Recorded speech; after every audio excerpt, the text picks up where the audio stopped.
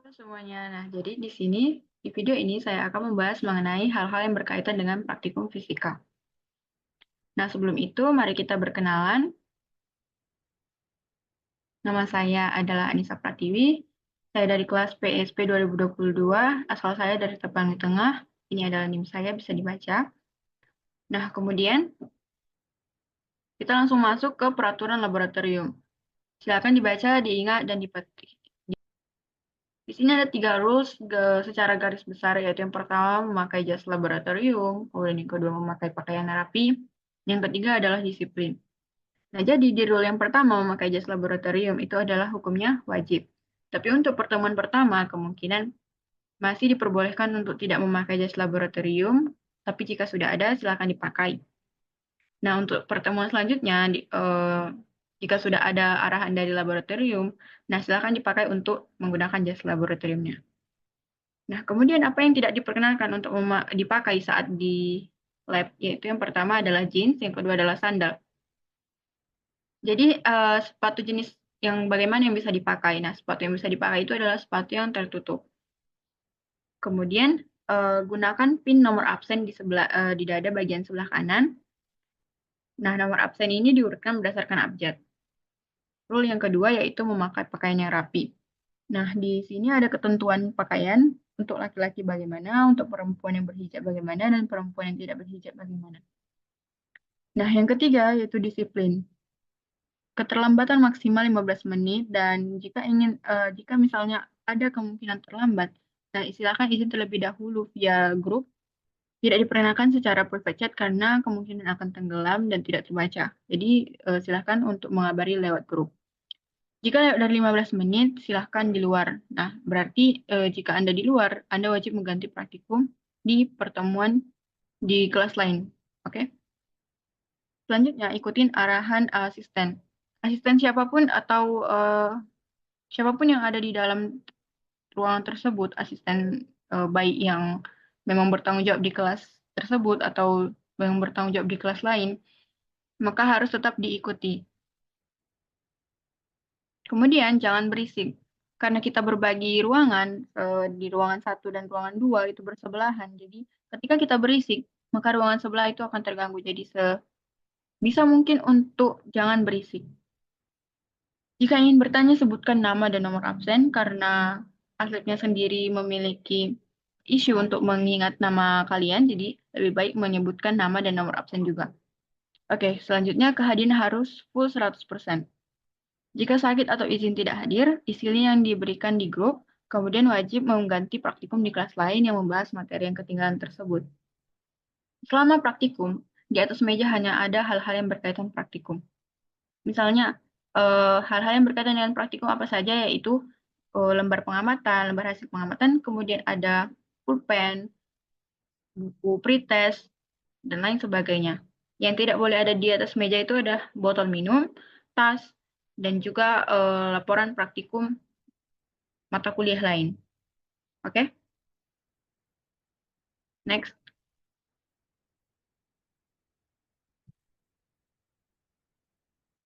Yang kedua yaitu perihal absensi. Nah, di sini saya membuat 2 absen.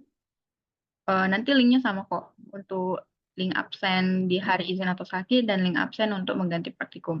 Nah, jadi untuk di hari izin atau sakit, Anda wajib mengisi link tersebut. Nanti linknya akan dikirimkan di grup. Nah, batas waktu pengisiannya adalah 1 kali 24 jam. Jadi misalnya Anda tidak hadir di hari Senin, maka Anda harus mengisinya itu sampai hari Senin pukul 23.59. Nah, kemudian untuk karena kehadiran itu harus 100%, tidak seperti yang teori. Kalau teori kan 25% atau 30% boleh izin atau sakit. Tapi untuk praktikum itu harus full 100%. Nah, bagaimana jika izin atau sakit? Maka harus diganti di kelas lainnya yang membahas materi yang sama saat Anda izin. Misalnya, Anda izin di hari Senin yang membahas materi titik didih. Maka di hari Selasa misalnya ada kelas lain yang membahas materi titik didih, maka Anda wajib menggantinya di hari Selasa tersebut sesuai dengan waktu luang Anda dan waktu adanya praktikum tersebut seperti itu. Nah, setelah melaksanakan kelas pengganti, silakan isi absennya. Nanti linknya adalah link yang sama dengan link absen di hari izin atau sakit. Nanti linknya juga akan dikirimkan di grup. Nah, batas waktu pengisiannya juga 1 kali 24 jam sejak hari Anda mengganti praktikum. Misalnya Anda menggantinya di hari Selasa, maka hari Selasa pukul 23.59 Anda harus sudah mengisinya. Oke. Next, jika mengganti kelas. Nah, untuk adik-adik yang izin atau sakit saat pertemuan 5 sampai 14, jika nggak ada proses yang dikasih oleh aslabnya itu, maka segera hubungi saya untuk diberikan tugasnya agar nilai pretest postesnya itu nggak kosong. Nah, kalau misalnya ada pretest postesnya, maka penilaiannya itu ada pada asisten yang ada di kelas pengganti tersebut, sehingga adik-adik jangan lupa untuk meminta kembali buku pretest postes yang sudah dinilai agar bisa nanti nilainya bisa dapat gitu loh. Kemudian isi laporan sesuai praktikum yang dilakukan di kelas pengganti. Oke? Laporan utuhnya juga dikumpulkan ke kakak. Pengumpulannya maksimal seminggu setelah Anda mengganti praktikum. Oke? Next, perihal pretest postes. Bisa juga dalam bentuk tugas. Jika nanti misalnya tidak sempat untuk melakukan pretest postes, maka bisa diberikan dalam bentuk tugas. Oke? Nah, di sini kita akan bahas tentang buku pretest postesnya. Bukunya itu buku pendek saja yang maksimalnya isi 30 lembar karena kita hanya akan pretest postesnya itu kurang lebih 6 kali. Nah, kalau buku bekas gimana, Kak? Oh, boleh. Boleh pakai buku SMA yang misalnya masih banyak isinya, itu boleh dipakai aja. Nggak usah ganti buku juga nggak apa-apa, karena sayang uangnya. Oke, next. Selanjutnya kita bahas sampul buku pretest postesnya. Nah, ini warna sampul atau jenis kertasnya nanti akan disesuaikan dengan kesepakatan satu kelas. Mau kertasnya yang apa atau jenis warnanya apa, seperti itu. Tapi yang pasti di depan sampulnya nanti harus ada nama, nomor absen, NIM, kelas, dan aslabnya. Oke, ini ditulis di kertas putih, baru nanti kemudian ditempel. Kertas putihnya ini nggak mesti kertas label, bisa juga kertas putih biasa, ditempel pakai lem atau apalah gitu. Baru kemudian, gimana Kak kalau misalnya pretest postesnya itu di bawah KKM? Nah, untuk KKM-nya sendiri, itu nanti kita akan sepakati berapa. Misalnya 75 atau 80. Boleh juga 85, itu nanti sesuai kesepakatan. Jika nilai pretest prosesnya di bawah KKM, maka harus melakukan remedial. Remedialnya apa? Remedialnya itu membuat poster tentang materi yang diremedialkan, kemudian posting posternya itu di feed Instagram. Instagramnya tidak boleh di private dan tag IG kakak di sini sudah tertera. Ini IG-nya. Nah, ini adalah contoh posternya. Tidak mesti seperti ini. Bisa lebih sederhana boleh. Sesuai dengan kemampuan adik-adik, tidak usah terlalu kreatif, yang penting isinya tidak ada miskonsepsi, oke? Ini boleh untuk posternya ini nggak mesti teori, bisa juga misalnya seperti ini penerapannya, em, nggak mesti ada rumus-rumusnya juga nggak apa-apa, penerapannya juga boleh, atau misalnya tentang praktikum sendiri, praktikumnya sendiri juga boleh, oke? Next. Oh ya, tadi jangan lupa untuk membuat caption. Di sini ada nama, nomor absen, NIM, kelas, matkulnya praktikum fisika dasar, kemudian remedial pretest pertemuan keberapa. Di sini buat pertemuan ya, pertemuan ke misalnya pertemuan ke-7 misalnya, seperti itu. Selanjutnya kita akan membahas tentang upload foto dan isi nilai. Nah, jadi untuk foto halaman yang untuk diupload nanti, itu yang ada nilainya aja. Misalnya di halaman pertama pretest prosesnya itu udah ada dibubuhkan nilainya. Nah, di situ itu aja yang dipoto, baru kemudian diupload fotonya di link nanti yang akan dikirimkan di grup. Nah, kemudian di link itu nanti ada beberapa folder. Nah, ada folder yang namanya pretest postes, pre-postes sesuai dengan, terus masukkanlah sesuai dengan pertemuan keberapa. Untuk tutorial upload foto dan isi nilai nanti akan saya buat video baru. Nah, bisa dicek nanti videonya. Next, jika mengganti kelas, Kakak ingatkan kembali, jika misalnya nanti pretest process-nya itu ada, maka pretest process-nya itu diperiksa oleh aslab yang di kelas pengganti tersebut. Dan nilai pretest process-nya itu disesuaikan dengan yang diberikan oleh aslab tersebut. Jangan lupa ingatkan dan minta buku pretest process-nya agar bisa diupload dan diisi nilai seperti biasa. Oke? Next, kita bahas sistematika laporan praktikum. Di sini ada 6 judul materi praktikum. Yang pertama adalah titik didih cairan, pembiasan, kemudian yang kedua pembiasan cahaya pada prisma dan plane paralel. Yang ketiga ada hukum Ohm, yang keempat ada koefisien gesek, yang kelima ada hukum Milde, yang keenam ada viskositas. Sistematika laporan. Nah, untuk laporan sementara itu dibuat sebelum masuk ke laboratorium. Maksudnya adalah dibuat sebelum praktikum yang sesungguhnya. Nah, jadi kan kita ada beberapa pertemuan. Dari pertemuan 5, 6, 7, 8, itu kita fokus membuat laprak sementara atau laporan sementara. Nah, jadi 6 judul yang tadi itu kita buat satu-satu lapraknya. Di sini ada bagian-bagian laporan sementara, cover, judul, tujuan, tinjauan teoritis, dan daftar pustakanya. Nah, inilah yang akan kita buat 6 laporan sementaranya. Laporan utuhnya kapan? Nah, laporan utuhnya itu misalnya nanti kita mulainya di pertemuan 9. 9 itu kita praktikum, 10 juga praktikum. Nah, nanti dikumpulnya di pertemuan 11. Nah, di pertemuan 11, 12 itu kita praktikum lagi, pertemuan 12 kita praktikum lagi, di pertemuan 13 dikumpul. Yang dari lapras 11 dan 12 tadi. Oke. Begitu juga untuk yang pertemuan 13 dan pertemuan 14 itu nanti akan dikumpulkan di pertemuan 15 lapraknya. Nah, ini adalah laporan utuh, alat dan bahannya, prosedur percobaan, hasil dan pembahasan, kesimpulan, tanda tangan dosen dan asisten, serta praktikan dan lembar pengamatan dan lampiran jika ada. Ini adalah link untuk sistematika laprak. Selanjutnya kita akan membahas tentang KKM laporan praktikum. Nah, jika misalnya nanti ada yang nilainya di bawah KKM, maka harus melakukan remedial. Remedialnya berbeda dengan remedial pretest poster tadi. Untuk remedial laprak, ini harus yang pertama membuat video tentang materi yang diremedialkan. Nah, videonya ini berisi perkenalan dan materi. Perkenalannya ini cukup 30 detik aja. Nah, materinya boleh contoh soal, boleh tentang praktikum, boleh tentang teori, sebagainya. Yang penting berkenaan dengan materi dari apa yang kamu remedialkan. Durasi videonya itu 3-5 menit aja, nggak usah banyak-banyak. Terus kirim ke link nanti akan dikirimkan ke grup. Linknya nanti itu sama dengan link untuk upload nilai dan upload foto nilainya di Google Drive. Oke, next. Di sini juga untuk laprak itu juga ada upload foto dan isi nilai. Nah, sama seperti untuk pretest dan posttest, nanti silakan foto halaman yang dibubuhkan nilai aja.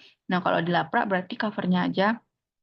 Lalu kemudian upload fotonya di link nanti akan dikirimkan ke grup. Itu linknya nanti sama kok sama link yang untuk upload foto nilai pretest dan posttest. Kirimlah dalam folder laporan. Selanjutnya sesuaikan dengan pertemuan keberapa dan formatnya sama tadi seperti tadi Anika Pratiwi 0195, nama, nomor absen, nilai. Jika remedial dan sudah ngerjain remedialnya, maka silahkan edit namanya jadi SR atau sudah remedial. Tapi nilainya tetap nilai sebelum remedial yaitu 50 misalnya gitu. Oke. Nah, kemudian isi nilai dalam tabel di link yang akan dikirimkan ke grup. Link tabelnya juga sama nanti dengan dengan link tabel yang tadi untuk nilai pretest posttest. Nah, yang udah remedial silahkan edit aja langsung nilainya jadi KKM. Misalnya nilai KKM-nya 70. Nah, kamu udah remedial nih. Nah, jadi buat aja 70 nilainya langsung. Nggak usah lagi buat nilai sebelum remedial. Oke, kemudian yang ketiga, selanjutnya deadline-nya itu terakhir paling lambat hari terakhir UAS pukul 23.59. Sama seperti untuk upload foto dan isi nilai pretest posttest.